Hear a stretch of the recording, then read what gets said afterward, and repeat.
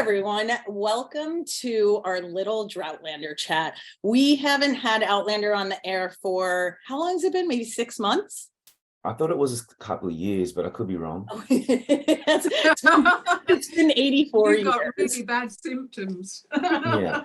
Robert and I are so excited because we have, as you can see, a very, very special guest today, Annette Badland. Annette, thank you so much for joining us to flashback to Outlander. Are you ready? Are you ready to Well, I hope I am. I know, we're gonna see. Let's see how much. So if guys, I can handle those boys, I can handle this. True. there it is. So I wanted to dress professionally for this, but I also have the holiday spirit right now, just so everyone knows. I only wear the shirt all season long. Okay. So Annette, right now you were in season 1 of Outlander. You were there from the very beginning, the beginning of the magic, and you're in everyone's favorite show right now, I think, Ted Lasso. Yeah, aren't I the lucky one? I know, you really are. And so are we, because we get to chat with you and we get to watch you in all these amazing shows. And then, guys, if you remember, Robert and I did a quick chat after the season 6 finale. And we had talked about maybe doing some, like a rewatch party. And that is, Annette, when we first thought of this idea.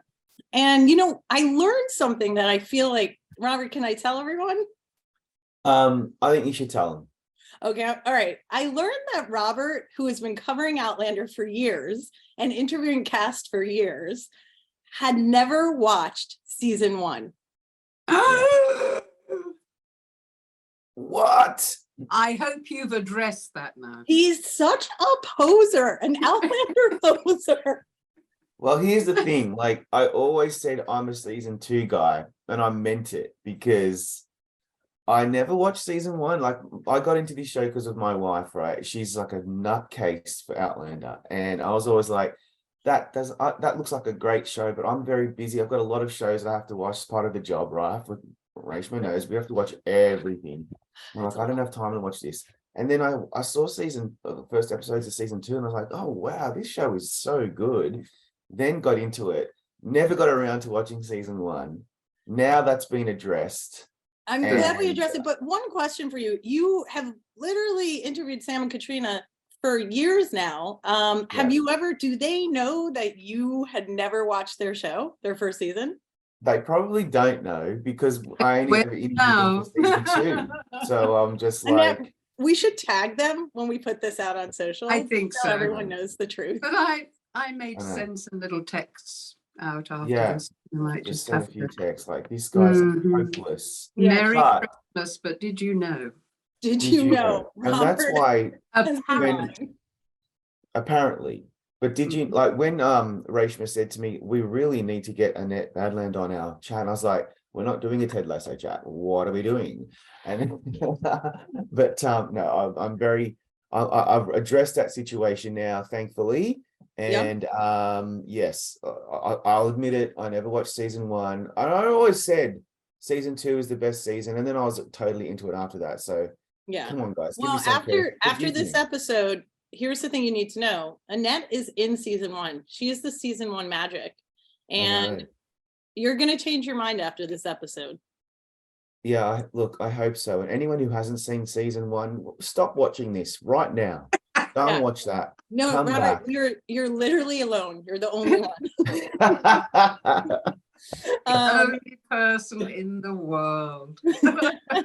So I'll just take a sip of coffee from my Outlander mug. Okay? All right. My mug is back there. I'm just not gonna get it right now, but I have it.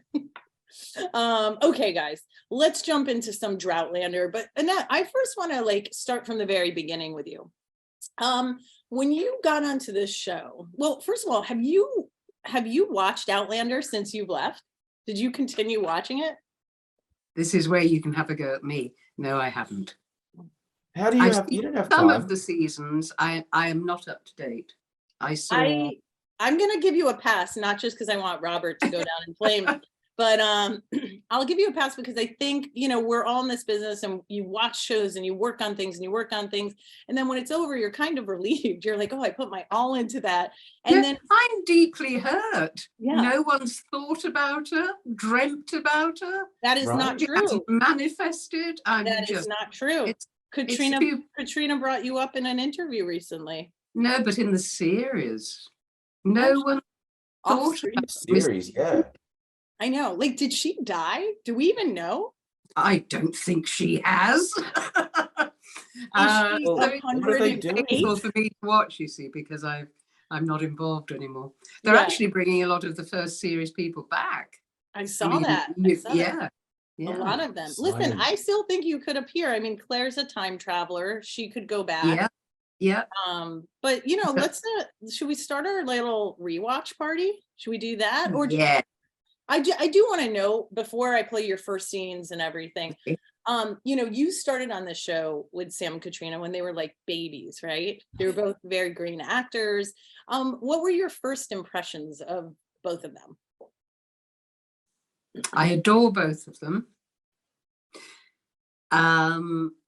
Sam was the first person I met. I was cast way before other people. Sam and myself and Tobias were the only 3 cast, and I went up for a costume fitting. And Sam walked in the door, and apart from going, oh, I'll just lean on this desk for a moment, he just blew me away because he was honest and inclusive and very well mannered. And that was the thing that really took me. He is a handsome man, but it was his personality and his generosity that just, I kind of went, oh, right, this is a good and unusual human being. Because normally anyone as pretty as that, they have some arrogance. Yeah. You know, it's hard, I think, not to be seduced into thinking you're just the best thing ever. Yeah. And he didn't have that at all. So that was the thing that really struck me about him. And Caitríona and I got on from the very beginning. We did some rehearsals with John, the director, and it was as though John didn't care, and I was thinking, does he not like women? What's going on? And then he was brilliant on the floor. But it meant that Caitríona and I really bonded and kind of had lots of conversations. And she is a tremendous person, wonderful woman, just extraordinary, and deserves all the success she's getting. Yeah. Amazing. What great stories about them. And, you know, as we're rewatching some of your first scenes together, you know, you can treat it a bit like DVD commentary and just give us your reactions. Tell us any behind the scenes stuff. Do you remember who you auditioned with? Myself, with Ron. I met Ron. Okay. I went in and met the casting director. Then I read with Ron. Okay. Who is another extraordinary human being, very calm, for interviews, no hype, no sort of grandeur, just sat and worked and looked at me and watched. And so that was my entree. I auditioned with Ron. What a great intro to that show. Okay, let's do... In a very hot, tiny room, the casting director's room in sort of near King's Cross in London, and it was summer, and so we were all kind of trying not to hyperventilate and work. I feel like they intentionally don't air condition audition rooms enough, because no, they don't. It's a torment. If you can stand this, you can be serious. They like turn it up to 90. It's like Bikram yoga or something. If you don't faint, then you're in. You can take the heat then, literally. Okay, all right, let's start our little rewatch party. And we're gonna, Annette, do you remember your very first line in this show? No. She's like, are you kidding? Like, do I remember yesterday? Okay, I am gonna play your very first. I can remember a number of them, but maybe not the first. Not the very first one. It's kind of a strange line. You're gonna have to tell me what it is, because I can't actually make it out. But all right, here we go, guys. I'm gonna do a little share screen here. There's my Lord Master. But my dear, how good to see you. Oh, thank you. So do you know what I you don't said? actually have any sound, but I know I told it. I say it's good to see you. Yeah, you say that. Yep. You But say then everything's fractured. something, I think, in Gaelic, like shouldn't see or something. All right. Yeah. Yeah, there it is. Okay, this is your first scene with Sam and Caitríona, and let's watch it. And if you want to say something, just tell me and I can pause. Okay. Okay, let's see if this works a little better on the audio. All right. I love this memory lane. It's so good. I know, it's fun, right? You look and smell like a rat that's been dragged through sheep dung. Kiss a kiss he- then. He's a method actor. Mr. Lacroix. Now. And what do we have here?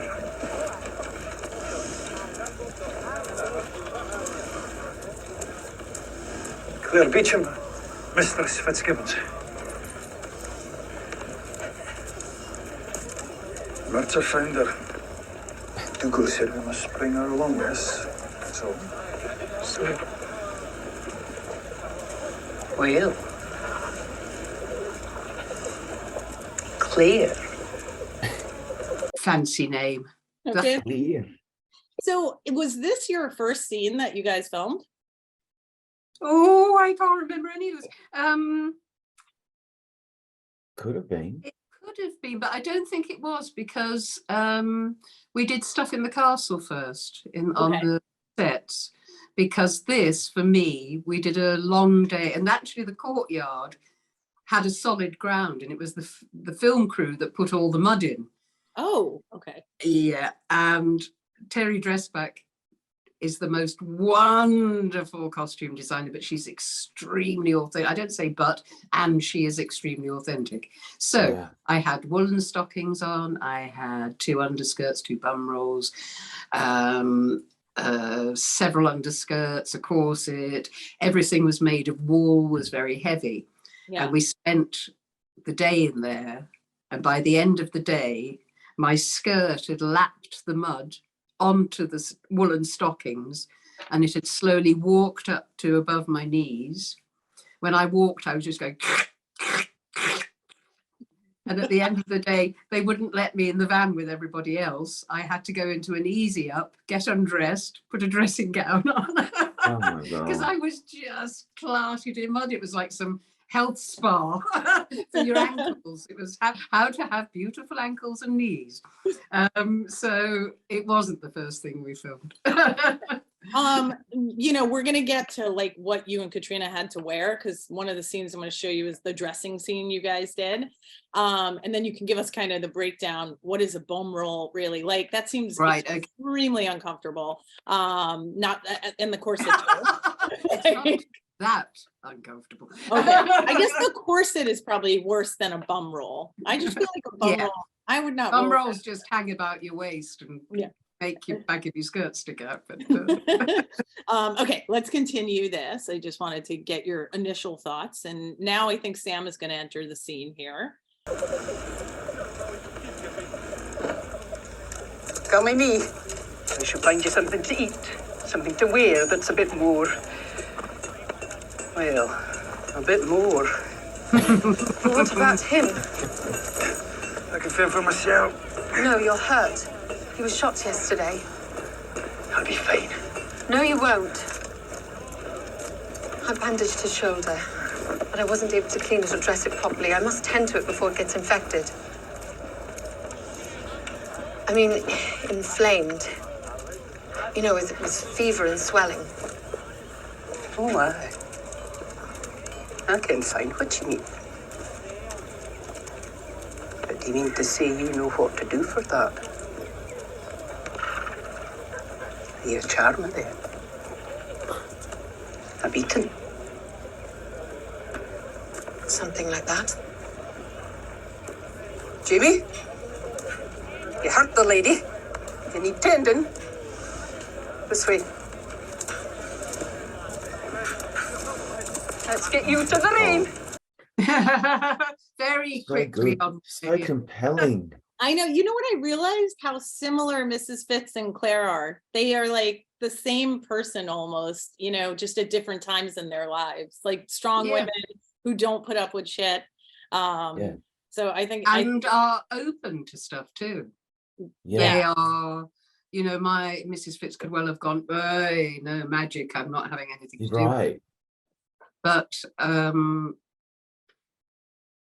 she can see Claire. She isn't blinded by, you know, kind of tradition or the church, or she just looks at people and assesses them for what they really are. She's quite a good judge of character. yeah. And yes, we are both women that don't take any rubbish at all. Yeah.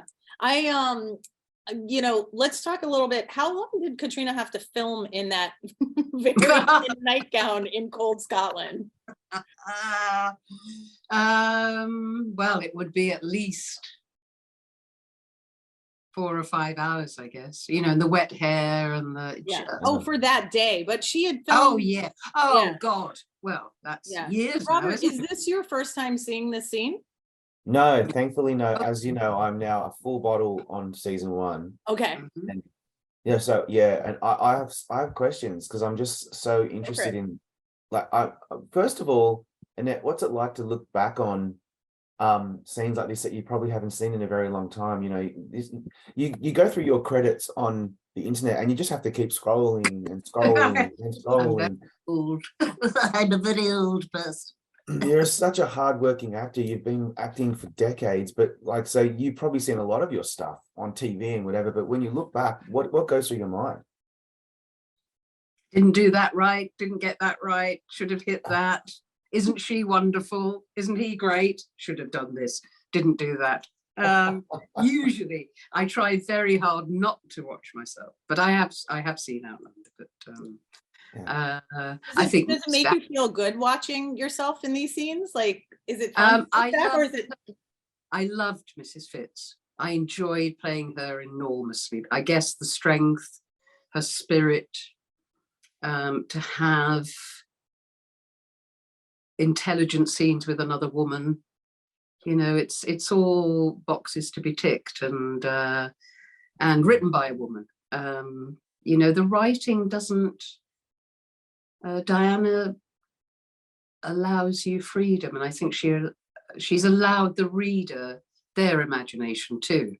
So as an actor, you can fill, you know, you can find the relish in that and find the depth of it. So I just adored playing Mrs. Fitz. Just terrific, apart from the mud. Yeah, apart from the mud. Well, and Stephen Walters was rather tricky as well. Well, most of the blokes. Yeah.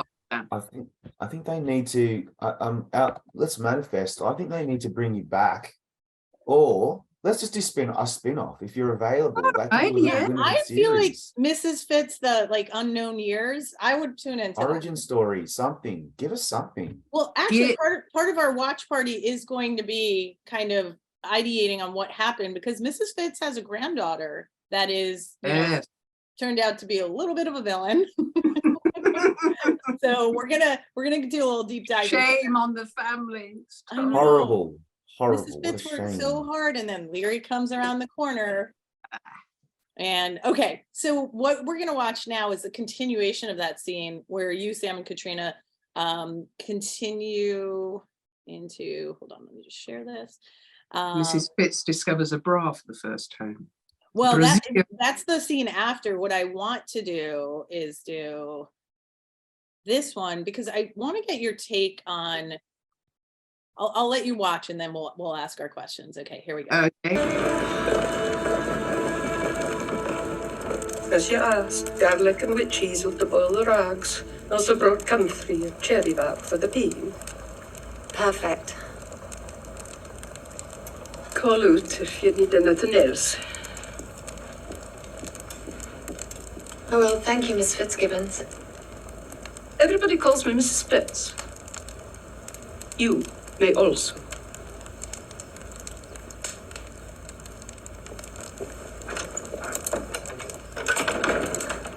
Yeah. So, you know, this scene, I'm going to pause it in 1 second. Okay. So this scene, I wanted to ask you, when did you kind of know, you know, these two have fantastic chemistry together. Did you see that on set when you were there? Was there a moment you were just like, oh, I can see why this is going to work well? Or do you not? Yes.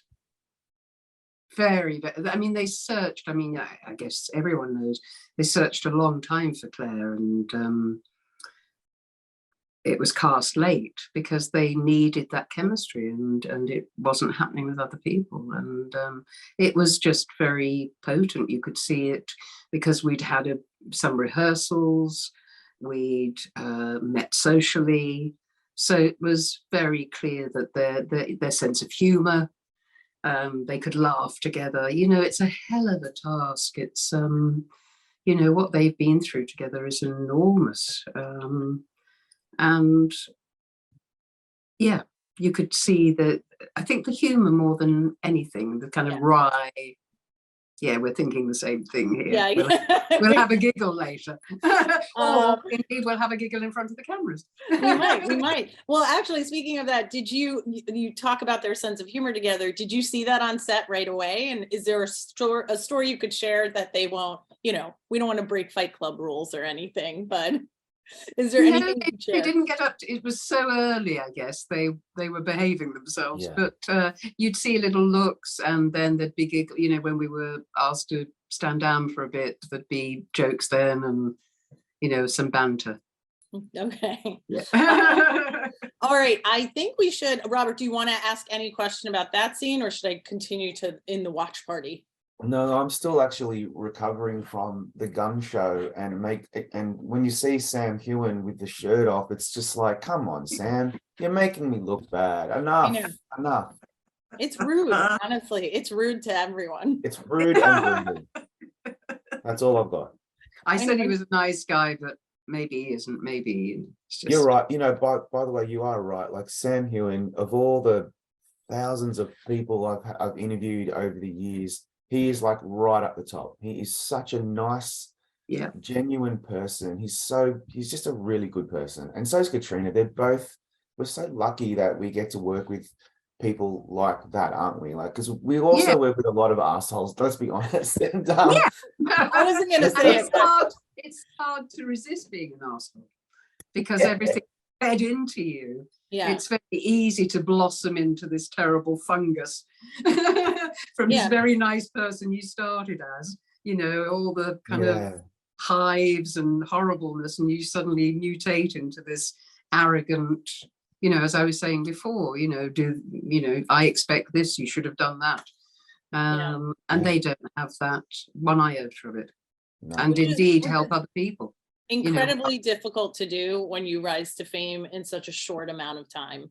I have a lot of actor friends who say, you know, once you step on a set, they treat you like a king and queen and royalty, and it's very hard then when that ends to leave that kind of life, and it can go to your head. So it's so nice to hear that they've been like that since the beginning, and you know, Robert and I talked to a lot of casts, and I don't want to say it on camera, but I'm going to say it on camera that they are my favorite cast to talk to. Right. Okay. And if you guys see me saying that to any other cast, you just keep this to yourselves. But I definitely, you know, the kindness from that cast, like, resonates in every interview from top to bottom. So all right, should we go on to the dressing scene here? I also think that has a lot to do with Ron and how it was set up. Really? Yeah. I think it always comes from the top. And you know, he knew what he wanted. I've been in Doctor Who too, and Russell T Davies is the same. He's fantastic and generous to everybody. Right. But then someone will say, well, this isn't going to be very easy, what you're asking. And he said, I never said it'll be easy, but you can do it. Yeah. You know, and there's no auteur, there's no, you know, I am very intelligent, bright, and got lots of awards, so jump. It's we will do this for the show, and we will, you know, make this thing grow. So You yeah. find that with good leadership, don't you? When you've got good leaders who are setting a good example, I will jump higher Yeah. for someone who's inspiring me to do my best. Yeah. Do you find that on Ted Lasso as well, Annette? That is just Yeah. when you're together, it's a common cause, it's a community, and you want to be there for your brothers and sisters. Do you feel that as well? Yeah, absolutely. And Yeah. Jason engenders that, you know, it's such a fantastic show, and he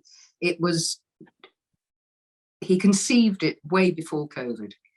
So it was made with no cynicism, no desire going, we'll have a fantastic series here, we'll get a award. He genuinely wanted to tell this story and share what we are as human beings.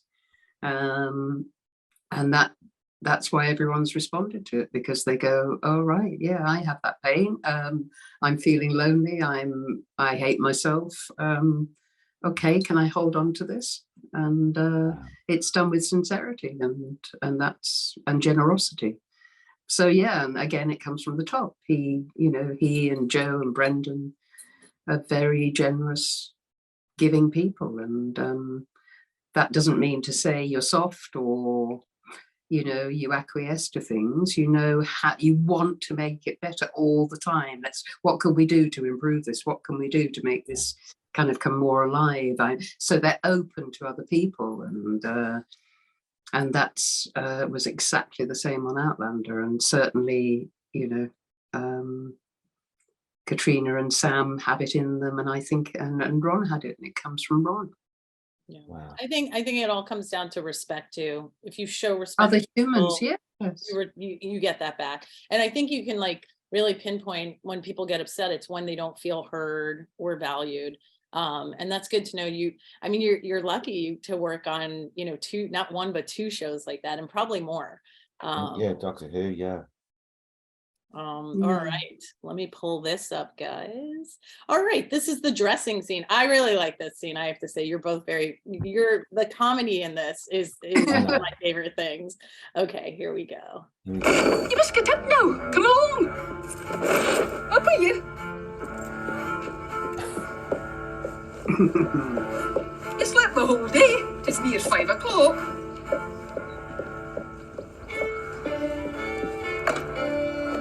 I've some hot broth for you by the fire. Rouse yourself.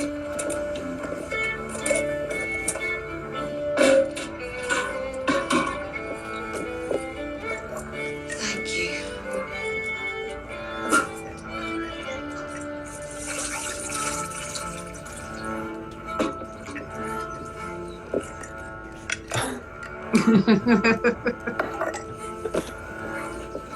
I mainly put that scene in there because how Claire looks in this scene is basically given all of us that for the pandemic. We've spent the last few years like this. Yeah. All right. Come along.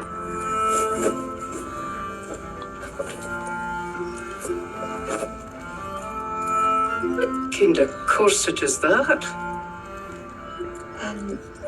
It's a brassiere. It's from France. Oh, Oh, tight. Mucky lot there. yeah.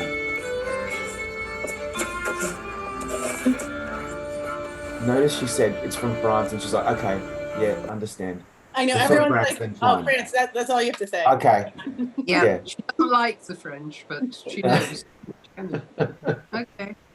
We're almost done with this, and then we'll Yeah. put it down. No, this is great.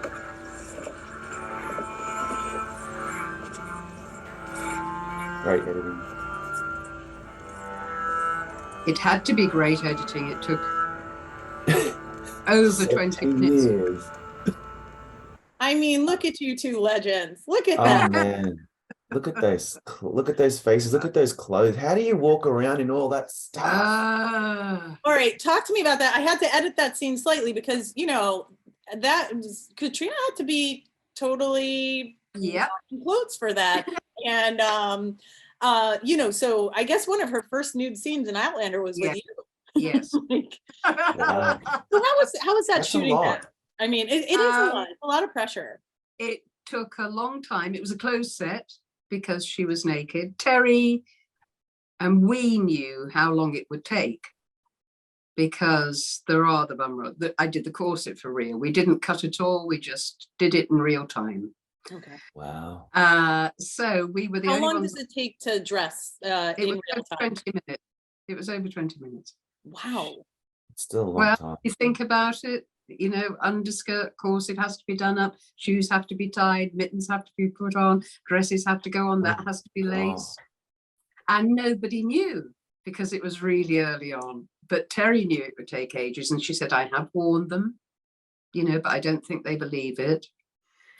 So we started, and I learned, which isn't in it, a little Gallic work song. And I didn't say the words, but I was humming it, and because I thought, well, it's a work, I'm working, I would be doing this, but I think they were anxious in case it wasn't genuine. It's probably my singing. But I like to think they weren't sure what I was up to, but it was a genuine Gallic song I learned, just to fill the time, you know, because I wouldn't really be chatting, we didn't want that. So anyway, when we finished the whole caboodle, everybody's going, what's going on, you know, what's happening? They don't know what's happening on the set and everything. And Terry came on and said, I warned them, I told them. And then we had to go for another take because they hadn't sort of picked it up, because it was only a camera through the set, through a flat, watching. There weren't people in the room with us. Okay. So it was actually beautiful because it was like improvising or real life, because we were contained and just the two of us. And the mittens appeared because it was cold where we were working. So Mrs. Fitz knits. That sounds like a business. Appeared all over the place. Can you imagine how I much thought they I would might sell? start a company. Wait a minute. I think you're onto something here. Yeah. Let's do it. Yeah. So they'd manifested as well because we practiced. We had a couple of practiced runs at it, but then the mittens appeared to keep her hands warm, so she could wear them in other scenes to keep warm. The shot where you pull the corset, that wide shot, it's a brilliant shot. Like, it just shows the strangeness of having to put something like that on. And you also have to wonder, like, why did we do this to women for so many years? Like, who's responsible? Well, I can guess. I can too. Bring them to me. But we do it to ourselves, don't we? We're still doing it, really. I know. Well, we're trying to get out. We're trying to come back from. Yeah. So it may not be it. Say no to corsets, guys. Say no to corsets. No corsets. But you know, when we go out and my wife says, oh, hang on, give me half an hour, I just want to put some makeup on. I'm like, oh, can you imagine? I can't imagine having to put stuff on my face before I leave the house. Like, who cares? I just wet my hair and we're gone. And she's like, I hate you. So okay, that was great. Robert, any more questions on that scene? No, I'm still getting over the bum roll. I want to know. Yeah, you saw the bum roll go on there, the little bum roll. I never knew. I didn't know what that was, and now I've learned something today. Mm-hmm. You know, and I had a couple of. I feel like, you know, Sam and Richard and all the guys on the show, have they ever worn a corset? You'll have to ask them. I think Sophie had once said to me she was going to propose it to them, and and they you know, Caitríona, I think, was very in favor of that too, and we haven't seen that happen. So we need it, don't we? Yeah, just for you know, for women's equality, guys, if you care. Yeah. Listen, I'll be happy if someone wants to get me a special corset. It keeps the beer belly in. I'm all for it. Yeah. Wait, Robert, I think your Outlander punishment should be you doing a marathon in a corset. I think I would look amazing. Oh, too much. 5K. Too much? 5K. Okay. Yeah. Just do Find a show that was cancelled in season 1 and I'll do that one, but not Outlander. It's still going. Oh, that's true. That's true. At the end of Outlander, which will never happen. It will never happen. I don't want to upset people. Okay, so here we only have a few more scenes left. This one is just to bring you up to speed, because I don't know if you guys. So Jamie and Claire get married. They come back to the castle, and they are not happy. Like they do not look like happy newlyweds, because this is also happens to be, you know, the episode that I watched that I was like, oh, this show is like kind of amazing. You know, I think their characters get in a huge fight by the river. Do you guys remember that scene? Yeah. Yeah. Okay. Yes. And we'll never know if Robert's telling us the truth right now. Oh no, I promise you. He just wants to stay at the party. That's all it He is. does. I'm He's like, please scared. don't make me leave. No. I'm going to knit you a corset and post it to you. Oh, really please. You know, if you're knitting, I like those little arm gloves. I'm just putting that out there. tight. It's neat. Yeah. Okay, guys. So here we go. They are returning to the castle. Here we go. I love this scene. Oh. I actually do.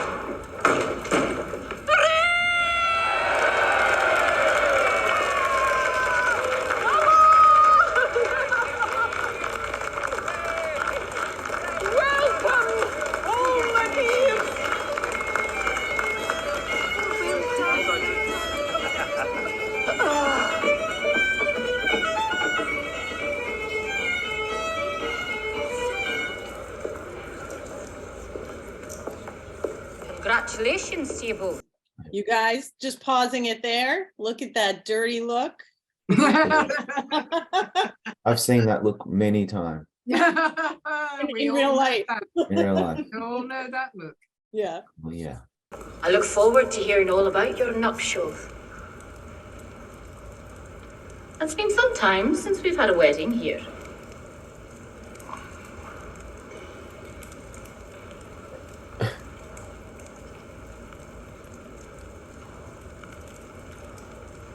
My profound good wishes for a long and happy marriage.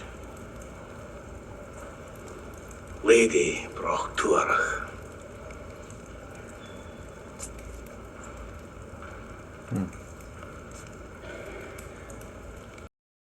All right. So, you know, there wasn't a lot of cheer in that scene, but, you know, Annette, do you remember filming that day? There's so many people. Those are huge Yeah. scenes. Same as the wedding, huge amount of people. You know, Wait, just were you were at the wedding? I was at the with Diana. Remember when I'm up on I meet Diana. We put Diana Gabaldon into the scene. I remember that. I Oh. thought I I meet thought her that up on the was balcony. I thought that was during the gathering. Like you guys Yes, have a sorry, yes. because I'm pretty sure I was like, I don't think Mrs. Fitz was in the wedding scenes. I think they come back for those. Yeah. I remember that scene. Oh, right. Yeah, yeah. But there were so many giant scenes that you guys had. That must have taken so long to film with so many people. But everyone had goodwill. You know, it was quite exciting to be involved with, and the essays and everyone just took it on, and we had a great cameraman. The scene I was talking about in the gathering, the balcony scene, I do a sort of whoop thing, and the cameraman said to me, I'd like to come to some of your parties. Not me though, Mrs. Fitz's parties, yeah. I know, it might be you too. Okay, so I was just showing that just to find out, do you remember, you know, I know it's hard when you're in a show, but do you remember an episode that stood out to you? Did you have a favorite episode that you were either in or not in? I like this episode, I guess, because you meet everyone, you meet a lot of people, you meet the characters. That generates you get what's happening, you know the time travel's happening, you've been in a few places, it's shifting, and it's vibrant characters that grip you. And so that's brilliant for a first episode. Yeah. It's certainly not a slow creep into the story. Yeah. No. This one was the episode, I think it was the first episode when they came back from the break. Yeah. Yes. So it's sort of like another premiere, but it was episode 9, I believe. Yeah. So, you know, the earlier episodes, and this one is just when the show kind of ratcheted, I think, to a different level, because you're like, oh, these two have such magic, and the ensemble cast just works so well together, and you see it in all these big scenes. Okay, are you ready, Robert? Are you ready for the next one? I'm excited. You're excited? I'm excited. All right, so long story short, Jamie and Claire reconcile. She teaches him that he's wrong. He actually, like you said, he recognizes that he's wrong. That's what sets him apart from everyone else. And if the reason they get in a fight, if you guys recall, is because he spanks her. Like, maybe don't beat your wife. Just a fun little. Yes. Yeah. I remember the humiliation when my dad put me over his knee. Utterly aghast. Could not believe it was happening to me. Yeah. Put me over his knee and spanked my bottom. And the indignity of it, just. So I related to that very strongly. Yeah. Yeah. Yeah, I think she says, it's such a betrayal from someone who in this case was her husband, her best friend in that time. And for that to happen, it was just like very jarring. Yeah. And I think they handled it well, because it's a very hard scene to adapt to a television show, to be honest. Okay, so then they come back, everything's better, they make up, and we learn that Mrs. Fitz's granddaughter, Leary, has been up to no good. Please don't mention Leary. What a shameful part of the family. Oh, I mean, the Fitz family, they're just like, let's not talk about Leary. We don't talk about Leary. Who? No. I was gonna ask you, like, are you team Leary or team Claire? But we kind of know right now. Yeah. All right. Very obvious. All right. Let's watch this scene. Here we go. Mucky little hussy. Did she just call her a mucky little hussy? That's kind of brilliant. I love it. Here we go. Take one on mucky little hussy. Claire, do you see what my darling granddaughter here has stitched for me? Is it not the most beautiful thing you ever laid eyes on? Miss Fitz, would you mind giving us a few moments? Leary and I have something to discuss. Aye. I can see by your face it's a serious matter. Can I be of some help? No, thank you. This is between Leary and myself. All right, then. I'll be just outside if you need me. Come on, girl. So I then cut to, she tells her, we found this ill wish, I understand you feel jealousy, you're young, but this isn't like, I didn't take him from you. And so then that's where we pick up. Understand why your jealousy would be directed at me, even though I never conspired to take Jamie from you. The truth is, he was never yours to begin with. That's a lie. Jamie Fraser was and is mine. And you did us both the wrong past bearing when you stole him away. A mistaken child. My poor Jamie. Trapped in a loveless marriage, forced to share his bed with a cold English bitch. He must have to get himself swine drunk of a night before he can stand to plough your field. Yes. Yes. She was not brought up to speak like that. No, Mrs. Fitz would be appalled. I wish she had stayed there. Yeah. All right. Then she smelt something coming, although she's nice to Leary and says, I'm just outside. Yeah. She picks up from Claire that something's going on. Something's going on. All right. And look how nice Claire is after she slaps her.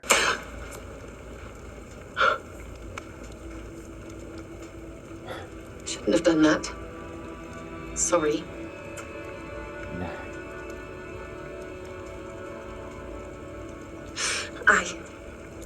I did put that ill wish beneath your bed, in the hope it would make Jamie hate you as much as I do.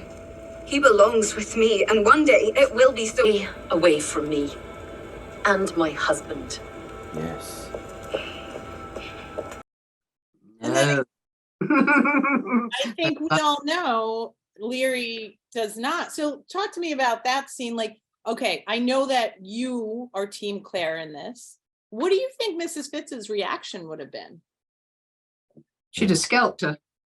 She'd have smacked her too. Yeah. Yeah. I don't know. She doesn't know. I don't think she learned that until. Yeah. So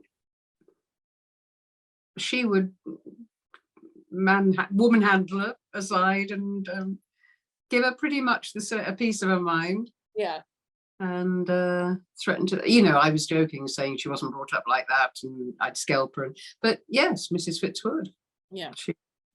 I feel like if Mrs. Fitz was in that scene, what would have happened was that Claire would have slapped her, then Mrs. Fitz would have slapped her. It just would have been a major slap-a-thon. And yeah, now I'm getting like PTSD from the Oscars and Will Smith. Like, it's just too much. Oh God, it is. Yeah. Yeah, comedy though. It made me think when she was Groucho Marx, the kind of Marx Brothers with everybody slapping one another. Because I think Leary would probably slap us as well. I know. I'm surprised the fans have not made a compilation of all the people Claire has slapped and Brianna has slapped. I feel like Brianna went through a slapping phase too, as one does on television. But some fan out there, I know you guys can do it. Can you just make a slap-a-thon montage? We appreciate that. Yeah. And add that to it. Add that. Okay. Claire's married, you know. She's messing with, they're married. And they're happy. And, you know, again, she would look at the real situation and not just the labels, you know. And you don't mess with Claire. For me, for her now, you know, Claire is important and quite special. So I think certainly I would have a little go at Leary. I know. And, you know, the final scene I was going to play is showing what happens later that episode. And I think we see that Mrs. Fitz very much also, you know, has a loyalty to Claire over Leary. So we'll just watch this final one and then we'll get to some fan questions, Annette, because they are so excited. So Robert, how are you doing? I know it's so early there. I'm good. I'm powering through. Yeah, Robert has a cold and it's 6 a.m. and he, you know, we started this video as an attack on his I know, I feel so integrity. personally attacked. He's a terrible actor, isn't he? That is for sure. Yeah, and Annette's threatening to text the Sam and Caitríona that Robert's. Oh my God, I'm feeling like, you know, that's the purpose of this video, just to bring. I feel like you both just don't like Australians, and I'm feeling a bit That's not true. That's not true at all. We love Australia. Okay. We do. Didn't mean to bother you. Thought a wee bit of salt might help. It's no bother. I do wish you'd take more care around the ovens. It's the second burn this week. I'd call that a very good week. Oh, didn't fuss yourself. It's not a permanent situation again. Jamie will appease his lair the best he can and be back in his good graces in no time. In your arms as well. Thank you, Mrs. Fitz. Auntie, Madam Fraser, a letter has arrived for you, madam.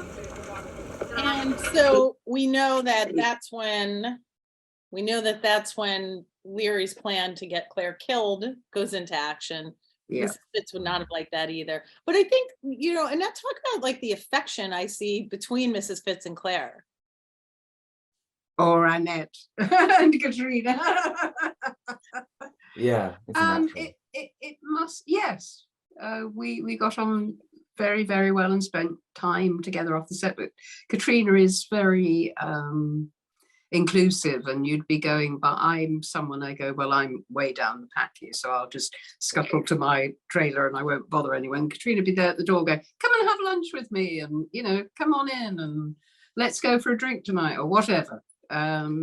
So she was tremendous, and it made the work infinitely more interesting and exciting and real connections. And within the context of the story, Mrs. Fitz wouldn't have many people to talk to. there wouldn't be many people she would really connect to and understand, or, you know, that power and that, you know, because she does have to look after all those blokes and keep them under control. And, you know, I don't know if you remember the scene with Father Bain as well, you know, when her real strength comes out there, and she's there as well, you know, allows her in. So these are women making very particular choices and not just following the stream. So I think they kind of, she knows that. And there aren't many women like Mrs. Fitz before Claire arrives. You know, she doesn't really have that connection with people. She's the boss. She bosses the kids around. The two little girls when I'm first cooking in the kitchen, are the director's little girls, and he said, scare them as much as you can, just frighten them. And these two little blonde things, sort of 10 years old, being harried by Mrs. Fitz. I know, she's like, everyone get out of the kitchen. Yeah. So, I bet they'll be in their 20s now, my God. Oh my gosh, Yeah. so long Won't ago. they? Yeah. You guys, my building has chosen to vacuum outside my door for half a second, so Okay. please enjoy that. Well, you're You know, clean. I know, very clean around here. thank goodness. I know. So, you know, one thing I wanted to ask, and like you started to say, this is a question all the fans have. Is there a story about working with Caitríona that you haven't shared yet?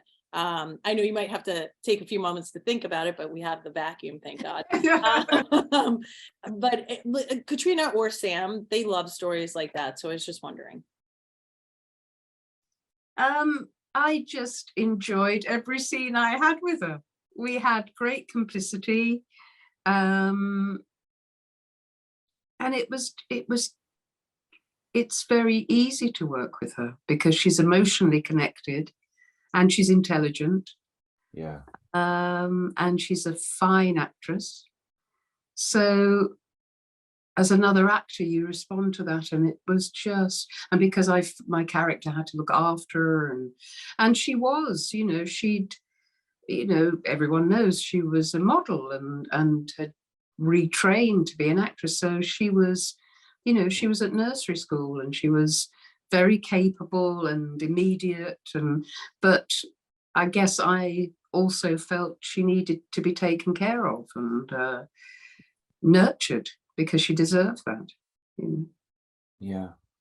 Oh, you guys seem to have such a supportive set. I think Sam has also talked about the fact that, you know, there was so much pressure on her, number one, on the call sheet.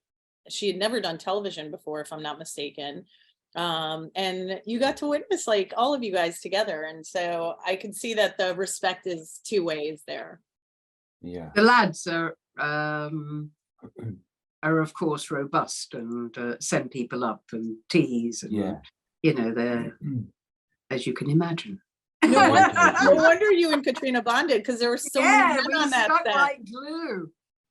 Yeah, that's a really it's a really like English, Irish, Scottish, even Australian, New Zealander thing to do, is to make fun of each other in jest and in love. It shows how much you love your friends when you can really give them grief. Yeah. And I think I have a feeling that would have happened quite a bit on set, and that's what I've been told in the past as well. So that's fun. Yeah, absolutely right. How much? I don't know how much more time we have within it. We have a few more. I want to get to the fan questions, but go ahead, Robert. I was just going to ask. Yeah, just a quick question, and that was, you know, you've been working for such a long time, and you've been on so many projects, and I know a lot of actors don't like the term journeyman or journeywoman actor or character actress, which is, you know, we could say you are one of those, but you're so recognizable, and yet a lot of the public maybe don't exactly know your name, but they know who you are. But people in the industry know you probably very well. What's it like when you get on a set? Do you feel like, are you welcomed with open arms because of your experience? Do younger actors like to come to you for advice? Or how do you feel when you're on set? Because you are, like, you know, you're quite established and people know and respect you. That's very touching. Thank you. I'm always grateful to be there. I go, oh God, they want me. Yeah. But yeah,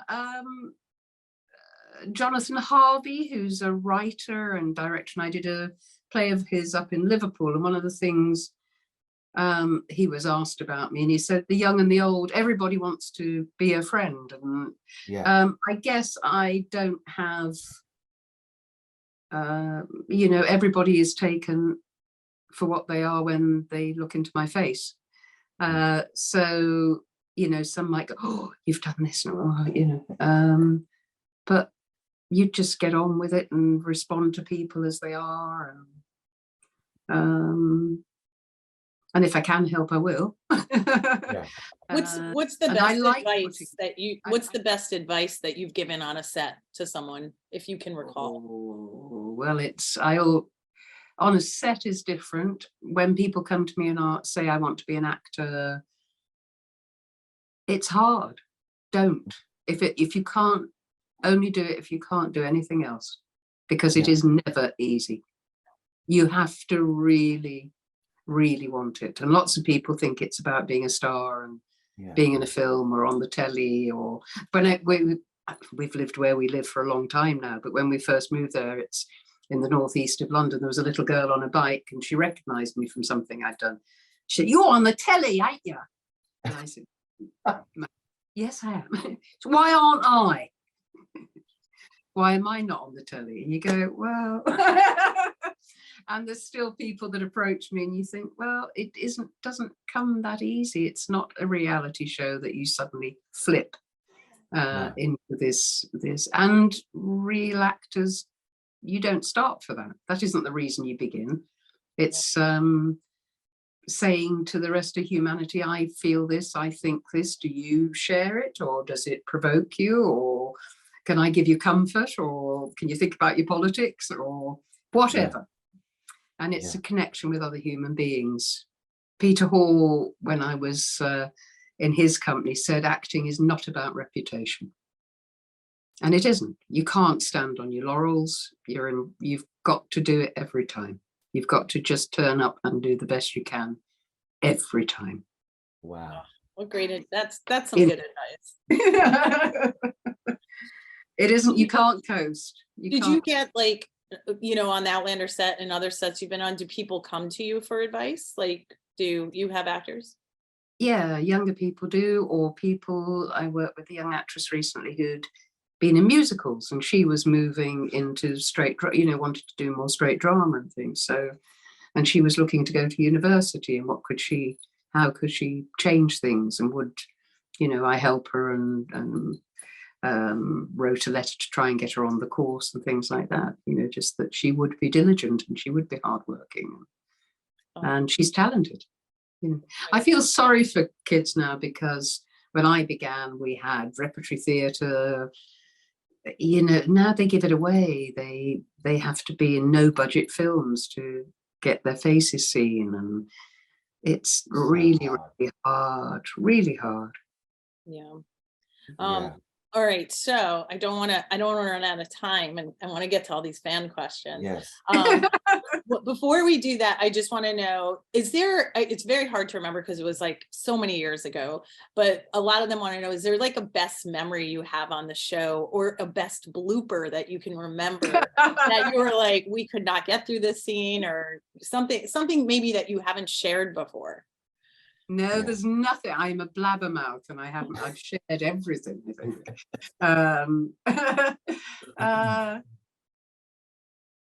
That dressing scene amused me a great deal. The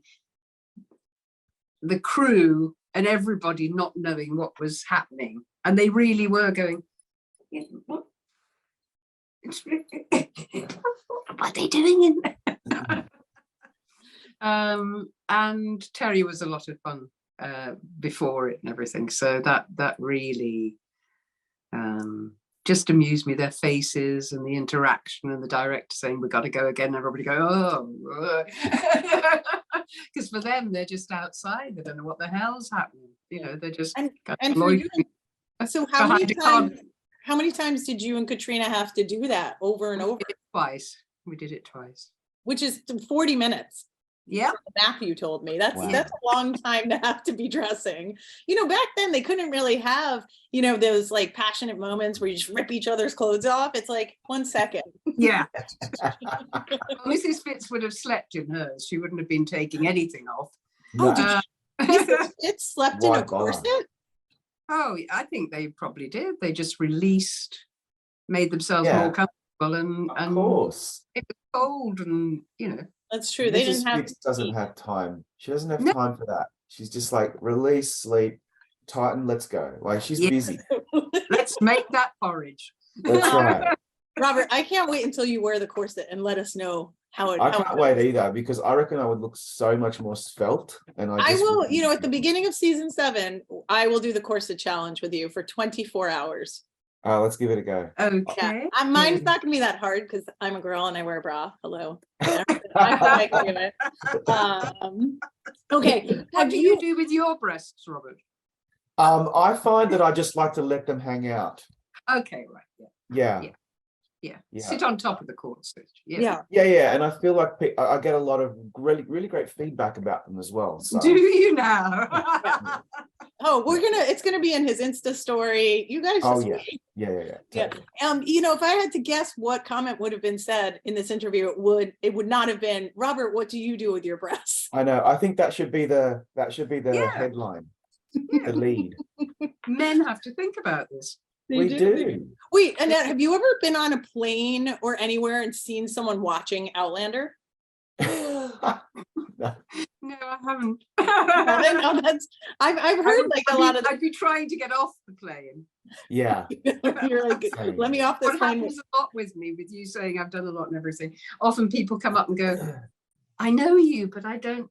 And you think, oh, well, they think I work in the chemist or at the doctor's or the library, and I'm just out of place and they don't know. So they go, and I say, well, I'm an actress. What will I have seen you in? Well, depends what you watch. Yeah. Outlander, you know.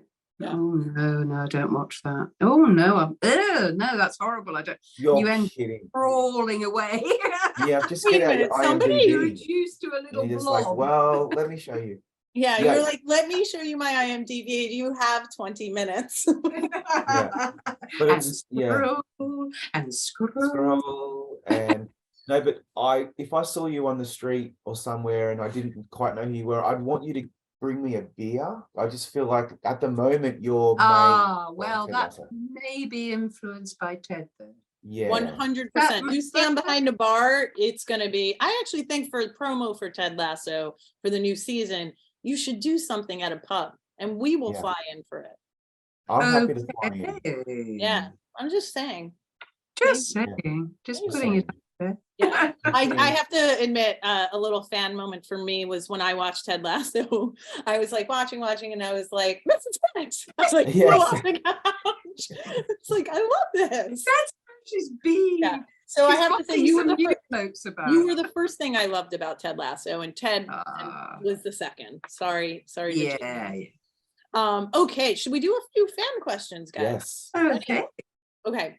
it's getting late. Elizabeth Smith says, we lose track of Mrs. Fitz after season 1. What do you think happened to her after Jamie and Claire leave Laoghaire? Well, she'd just be stuck there with the laird, wouldn't she?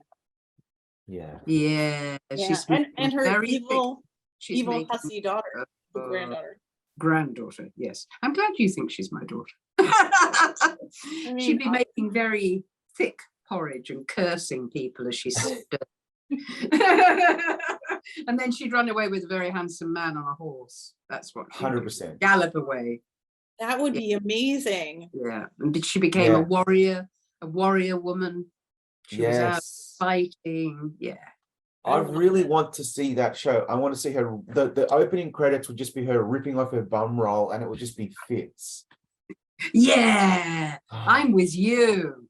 Yes. And Oh then my god! riding the I horse want with that. I want that scene just Like because. Netflix, come on, man, get Yeah. onto it. I think stars, maybe. Stars. Maybe. Yes, maybe stars. Let's show royalty to the network it's on.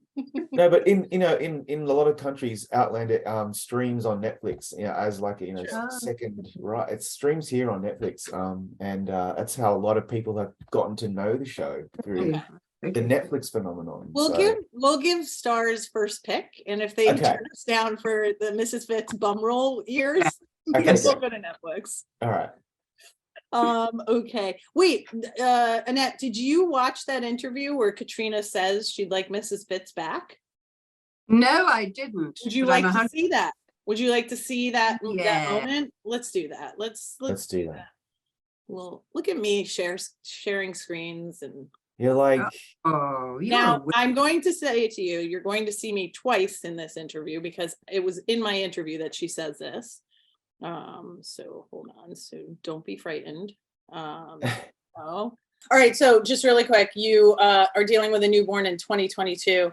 If Jamie and Claire had actually had a newborn in the 1700s, if that had worked out for them, do you think Jamie Fraser would have changed nappies? Notice I said nappies, not diapers. I wonder, I suppose they have those, what do they use back then? I don't know. I mean, because they don't have safety pins, right? I feel like Diana might off and you tie a twine around it or something, a string around it. Like a basket weave. I'm gonna go with probably not so much. There's only so much we can ask of that man to, how evolved he is. Yeah. I think, but I'm gonna go with Claire probably didn't either too many, because they probably would have had like a nurse, right? Yeah, like a Lizzie, right? Like a Lizzie, like Mrs. Bug and Lizzie would have been doing that. Exactly. Maybe Mrs. Fitz would have come back. They want me to rap please rap. Yeah. I think Claire sends a boat for Mrs. Fitz. I would love that. So she wants to send a boat to you. I mean, now we know how we get to carry the nappies in, though, isn't it? I know. Did you see how the two of us were really struggling with that? We're like diapers, nappies. I think I just get a bit of rag and tie it around. Yeah, I was like, maybe Fitz knits, a knitted diaper. No. Yeah, I had a knitted bathing costume when I was a little girl. Really? I was born in the 50s, and they used to knit bathing costumes. Well, you can imagine. You go in the water and it just becomes a very large floaty bag. Looks like a little octopus going by. All these people just sinking to the bottom. They're like, this is not fun. What are we doing? Mom, I'm drowning again. Get on with it. It's like, all right. Okay, here we go. Teresa.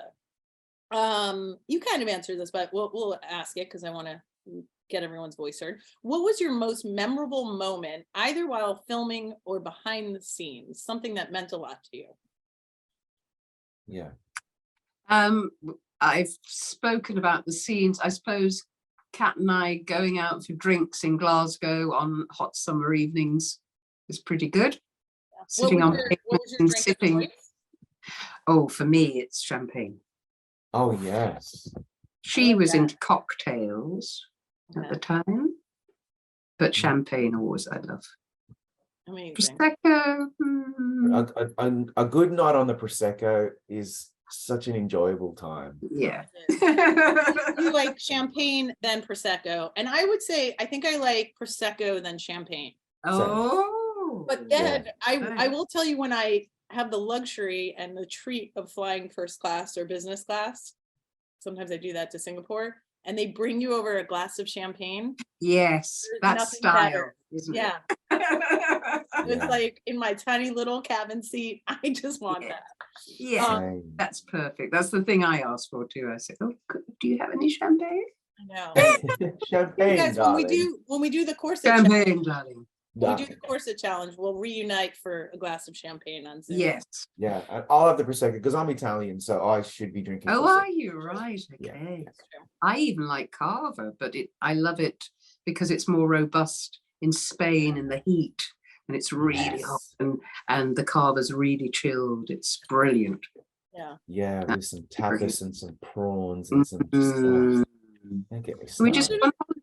we shouldn't Should we reunite. turn this into a on- holiday program? Yeah, I was just gonna Yes. say, we should just meet in another country and do this, Yeah. because Yeah. I think we're all I tired. mean, Mrs. Fitz probably never went anywhere. She probably never got to Glasgow. No, Oh, she didn't. No. she's like Do you porridge think all day. Mrs. Maybe Fitz- we should pop her in that boat and float her out and take her around the world. See Yeah, where well, I think we're onto something. I really Yeah. do. I have a question. If- Did Mrs. Fitz ride a horse? I don't think we ever saw that. I don't think I ever saw you on a horse. No, but she would be able to. Okay. Bareback. Easy. Bareback. She'd jump on the thing and just go. I feel like, just logistically, it's kind of high up, horses. I feel like Mrs. Fitz would have a hard time getting up on that horse. Well, maybe it's a mule she rides. I don't know. A That will donkey. take- And there are Yeah. steps. You have mounting blocks. Oh, that's true. See, You go up the Annette's always got solutions. I like how you bring solutions to every problem. And also Myrta would just cup his hands and she'd Yeah. use his Oh, hand. Up she goes. She'd I probably feel like- go over the I other feel like side. he'd miss. Yeah. Mrs. Fitz hits the Or ground. she'd be facing the wrong way, but she'd be up there. Okay. Vicky wants to know, who made you laugh the most on set? Probably Gary Lewis. Those boys are very naughty. And I knew Gary anyway, we played man and wife in a film. But the banter between all of them was wonderful. So yeah, I enjoyed him and Graham and Stephen, them all sort of playing off one another. Oh, that's great. Okay. Tracy wants to know, what is your most favorite show you've worked on in your career, and why is it Outlander? That's true. Well, I've told you why it's Outlander. There's there's only ever a few things that you really treasure and hold in the palms of your hand, and Outlander is one of them. It's one of the few. And Ted, Yeah. and a play I did called The Rise and Fall of Little Voice that was turned into a film called Little Voice with Jane Horrocks, Yeah. Brenda Smith, and Michael Caine. But I Such a love great movie. play, yeah. So there's always these things, but Outlander is it. And can I just mention, Reshma, before you go on, that Annette was nominated for an Olivier in 1993 for The Rise of Little Voice. Yeah. And then you were nominated as part of the cast for the Screen Actors Guild for Little Voice. And then you were nominated again for Ted Lasso. That's awesome. Because Gold Derby, all we care about is awards.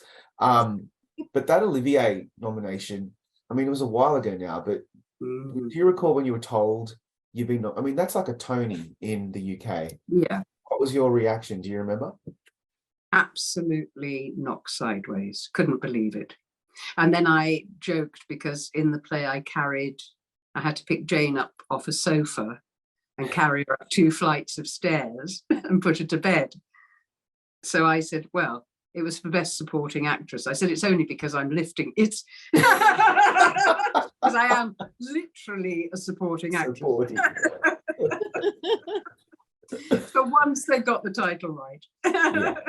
Yeah. So, Yeah. speaking of Ted Lasso, people want to know, has your Outlander cast watched it, and did anyone text you about it? Nobody has texted me. Oh, really? What do you mean? Like, Sorry. to compliment you, to say I love you in the show. Oh, interesting. Nobody. I've kept in touch with Stephen and a bit with Duncan and Caitríona. Sam, not so much. Sam's off, so Caitríona and I sometimes exchange. Yeah. Well, we'll have to find out if they've watched But Ted they need Lasso. to tell. Oh, Ted, yeah. Yeah, they need to tell I you. mean, right? I did a convention in Kansas, Sasnak, and because it hasn't really, because it's on Apple, it hasn't really taken off in England. I mean, younger people are seeing it. It's beginning to take off, but lots of people haven't sort of tuned into it yet. They've heard about it, but they haven't seen it. Oh, it's so about true. football, they say. I don't want to watch that. And I say, well, it's not really about football. It's not. No. That's just the background. Give it It's like a small cult following now. I'm sure they've all seen it. They just probably want to play it cool and not text you. Yeah, they're jealous. She's Yeah. into They're it. jealous. That's Let's what be it honest. is. Okay? She's in Outlander, which didn't need to be in this as well. You know, come on. That was enough. They could be me. The audacity. Okay, someone asked, Vanessa asked, where'd it go? I lost my place, guys. Vanessa asked, do you think Ted Lasso is a secret Outlander fan? Has he binged it? Yes, of course he is. Who do you think his favorite character would be? Another team effort. So his favorite character. Oh, I don't. Well, he wouldn't like Father Bain, would he? He'd be very against him. No. Be curious, not judgmental, is one of the things one of the great things that Ted says. Ted would probably bring a soccer ball onto that set. Yes. Be like, everyone. Yeah, we wouldn't know what the hell if he came on as Ted. Yeah. The two worlds colliding. Oh my gosh, what would that be called? Tedlander? Yeah. Lasso-lander? I don't know. Okay. Out. Okay. Elle had a few. She said all of her. Oh, okay. Was Mrs. Fitz team Claire or team Leary, and what are you? You kind of answered that, but both Mrs. because I own Mrs. Fitz. Mrs. Fitz and I are both on the website. You know, I'm not going to go anywhere else. Okay. In actual fact, it's the other way around, and she made me say Claire. Yep. Yeah. All in favor? Everyone team Claire? Just raise your hand. Yeah. Okay. Oh. Both halves of me. I know. Oh. Robert's like, I didn't watch it, but I love Leary. Lena, I'm all over it. I love it. All right. I think we are getting young women a chance. Do you? Is that what it is? Yeah. I'm trying to lift people up. Yeah. I mean, Claire's a young woman too, Robert. Just choose goodness over evil. I always go to the dark side. Like, I don't know what it is about me. Okay, we are almost at the end. Okay, and you think Mrs. Fitz is still alive today? Is she 108? Yeah, at least I think. She can't die. She's ageless. Claire should definitely send her a boat. I mean, get her. Yes, I'll be looking out for that. So Annette, Robert will finish season 1, which I think he's close to doing. And I feel like you should watch one episode from like the recent season or maybe season 2 just to find out what happened to your pals there. Oh, I know. I've watched some of the sort of 4 and 5, but I haven't seen 6 and 7. 7's not out yet, so that's good. If you've seen it, you have to tell me. And because of conventions, meeting John Bell. Oh yeah. You know, great guy. They enact scenes for me. They do, you know. Wow, like with they charades. reenact when we're not dancing together. Oh. All right, I think I hit all the questions. Robert, did you see any questions that I may have missed so I don't get yelled at online? No, we've pretty much covered a lot of the questions. Mine was more about the Lasso Outlander connection, and there was a Doctor Who question in there because I think, Annette, that you returned as that villain. Because I'm not really a Whovian, but that doesn't happen very often on Doctor Who that you get to come back. But you did, so you must have done something right. I don't know what it was. No, I'm kidding. You must have really impressed them because they're like, come back for more. Yeah. Well, I was in the original 2 that they shot when they regenerated it, and they didn't know if audiences would take to it or not. So they don't always film the first episode of a series first. So my eps were going out like 5 and 4, and they filmed them first. And I was part of a trio of Slitheen that had a flatulence problem. And they were huge alien monsters, but they got inside people. They took human bodies and got inside them, and they had a zip in their head, which they covered with their fringe. Sorry, I shouldn't have done that now. You might see the zip. Perfect. But when they wanted to manifest, they used to just undo it and pop out.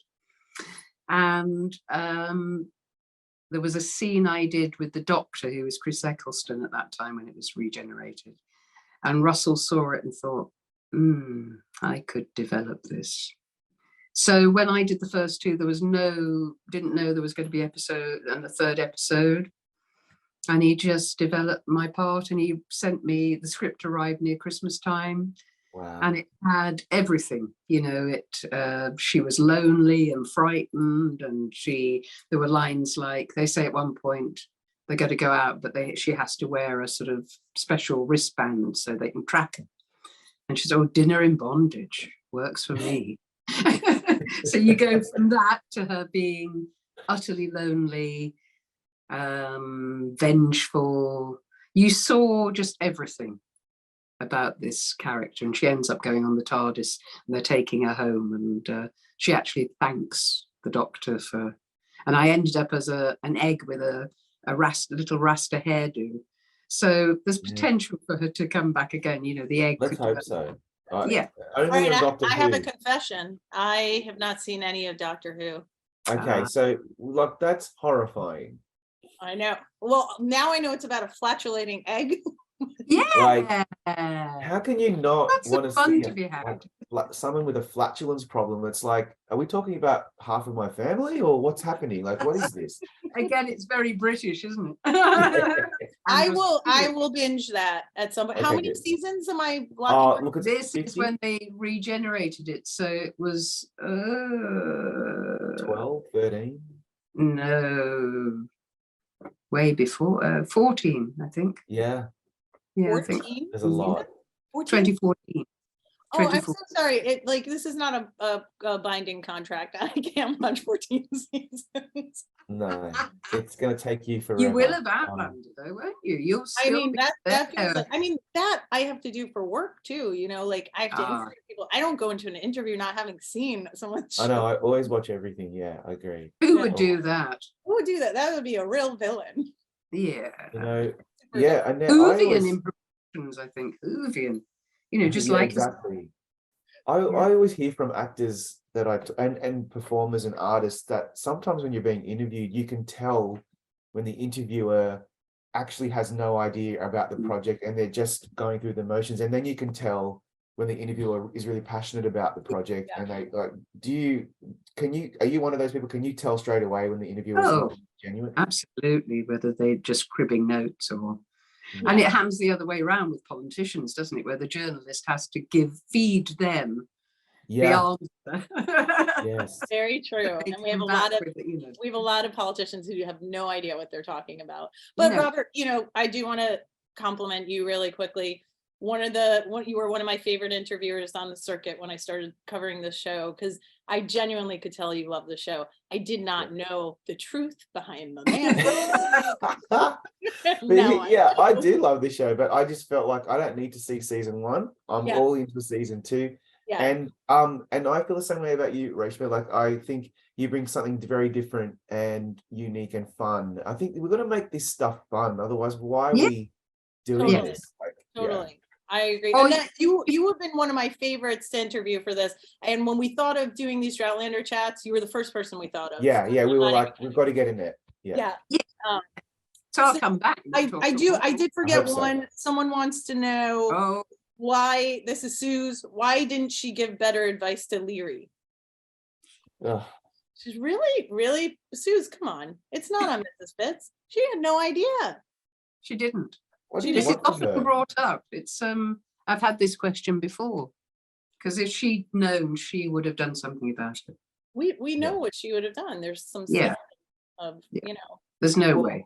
Leary wouldn't have survived Mrs. Fitz, honestly. Then one of the last questions, then I'll wrap, is someone wants to know, are you Team Claire or Team Jamie, or just Team Jamie and Claire? Oh, this is tricky. I'm Claire's really, but then Jamie and Claire. Yeah.